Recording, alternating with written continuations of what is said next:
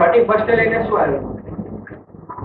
31 અને 25 ડિસેમ્બર નાતાલ એના માટે શહેરીજનોમાં કાર્નિવલની જેમ રાહ જોવાતી હોય છે તે જ રીતે કાંકરિયા કાર્નિવલ બાદ હું આપને કહું કે 31ની ઉજવણી માટે નાગરિકો મોટી સંખ્યામાં અમદાવાદ શહેરમાં વર્ષોથી સીજી રોડ પર એકત્રિત થતા હોય છે. તો મધ્યરાત્રિએ જ્યારે નવું વર્ષ શરૂ થાય ત્યારે 31ની રાત્રિએ તમામ યુવાનો યુવતીઓ મોટી સંખ્યામાં એકત્રિત થાય છે, આનંદ પ્રમોદ થતો હોય છે. એના માટે સાંજે 6 વાગ્યાથી સીજી રોડ તરફ જતા મહત્વના માર્ગો પર પ્રવેશબંધી કરવામાં આવેલી છે, જેથી ત્યાં વાહનો અને નાગરિકો બધું જ એક સાથે એકત્રિત ન થાય એના માટે ટ્રાફિકનું પણ યોગ્ય આયોજન કરવામાં આવેલ છે. આ ઉપરાંત સીજી રોડ ઉપરાંત અન્ય મહત્વના માર્ગો પર પણ ઉજવણી થતી હોય છે. આના માટે જાહેરમાં ફટાકડા નહીં ફોડવા માટે પણ પોલીસ કમિશનરશ્રી દ્વારા જાહેરનામું પ્રસિદ્ધ કરવામાં આવેલું છે.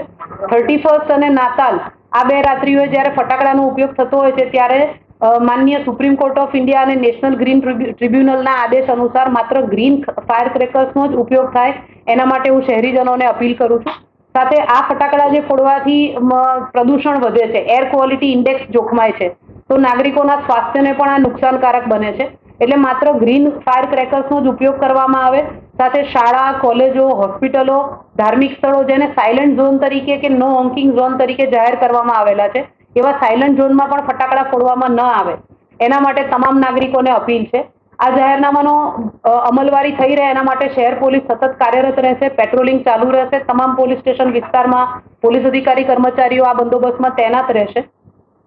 31ની નાઇટ છે, તમામ યુવાનો આનંદ માણી શકે, નવા વર્ષને આવકારી શકે એના માટે શહેર પોલીસ આપની સાથે સતત હાજર રહેશે. આપની સુરક્ષા એ અમારી જવાબદારી છે. એથી નાગરિકોને અપીલ છે કે જાહેર જનતાને નુકસાન થાય તે રીતે ફટાકડાનો ક્યાંય ઉપયોગ કરવો નહીં. સાથે ધ્વનિ પ્રદૂષણ અને હવા પ્રદૂષણ પણ ફેલાવતા અટકાવીએ, જેથી પશુ પક્ષીઓ અને નાગરિકો કોઈને પણ અડચણ ન પડે અને કાયદાનું પાલન કરીએ અને સારા સિટીઝન, એક જવાબદાર સિટીઝન તરીકેની આપણી ફરજ બજાવીએ. 31માં શહેર પોલીસના તમામ અધિકારી કર્મચારીઓ, ટ્રાફિકના અધિકારી કર્મચારીઓ તમામ બંદોબસ્તમાં તૈનાત રહેશે. સમગ્ર શહેર વિસ્તારમાં પોલીસ દ્વારા બંદોબસ્ત જાળવવામાં આવનાર છે. PCR વાહન સાથે અન્ય હોક બાઇક, સી ટીમ્સ આ તમામ બંદોબસ્તમાં તમામ સ્થળે હશે.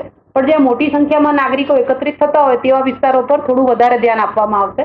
સીસીટીવી કેમેરા સર્વેલન્સ એની સાથે બંદોબસ્તમાં જે લાગેલા હશે તમામ પોલીસ અધિકારી કર્મચારીઓને બોડી વોર્ન કેમેરા ઇસ્યુ કરવામાં આવેલા છે. એટલે શહેરના જે સીસીટીવી કેમેરાનું નેટવર્ક છે એની સાથે સ્ટ્રેટેજિક પોઈન્ટ પર જે તૈનાત હશે એ પોલીસ કર્મચારીઓ બોડી વોર્ન કેમેરાનો પણ આમાં ઉપયોગ કરશે. એ સાથે પ્રોહિબિશનના કેસો નોંધાતા ઘણીવાર જોવા મળે છે, તો એના માટે બ્રેથ એનાલાઇઝર પણ પૂરતી સંખ્યામાં પોલીસ કર્મચારીઓને ઇસ્યુ કરવામાં આવેલા છે. તો આ જાહેરમાં ઉજવણી દરમિયાન, ડ્રાઇવિંગ દરમિયાન ડ્રિંક એન્ડ ડ્રાઇવના કેસો ન બને એ માટે બ્રેથ એનાલાઇઝર સાથે પોલીસ કર્મચારીઓ બોડી વોર્ન અને બ્રેથ એનાલાઇઝર આ બંનેનો વ્યૂહાત્મક રીતે ઉપયોગ કરવામાં આવશે.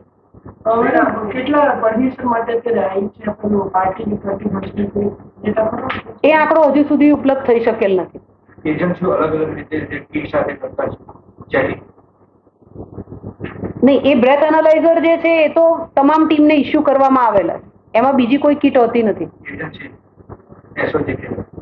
શહેર પોલીસની તમામ ટીમ, એમાં તમામ ડીસીપીની એલસીબી ટીમ, શહેરની પીસીબી શાખાના અધિકારી કર્મચારીઓ, ક્રાઇમ બ્રાન્ચના અધિકારી કર્મચારીઓ અને તમામ પોલીસ સ્ટેશનના અધિકારી કર્મચારી સંયુક્તપણે શહેર પોલીસ દ્વારા આ કામગીરી કરવામાં આવે છે.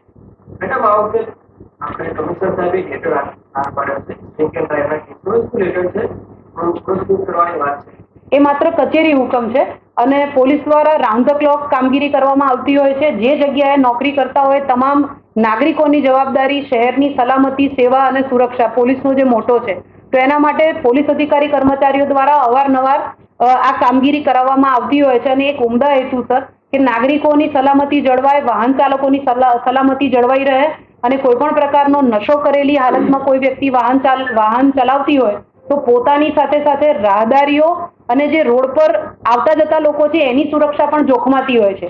એવું ન બને એના માટે ડ્રિંક એન્ડ ડ્રાઇવનું આયોજન કરવામાં આવે છે. જે ડ્રાઇવ દરમિયાન કોઈ પણ પ્રકારના નશાની હાલતમાં કોઈ વ્યક્તિ વાહન ચલાવીને પોતાની સાથે અન્ય નાગરિકોની સલામતી જોખમાવે નહીં એના માટે આવા વ્યક્તિઓને પકડીને કેસ કરવામાં આવે છે. જે પ્રોહિબિશન ની સાથે જ એને જોડીને કામ કરવામાં આવતું હોય છે. એ પ્રોત્સાહનના ભાગરૂપે પોલીસ કર્મચારીઓને વધુમાં વધુ આવા ડ્રિંક એન્ડ ડ્રાઇવના કેસો શોધવા માટે સૂચના કરવામાં આવેલી છે. માત્ર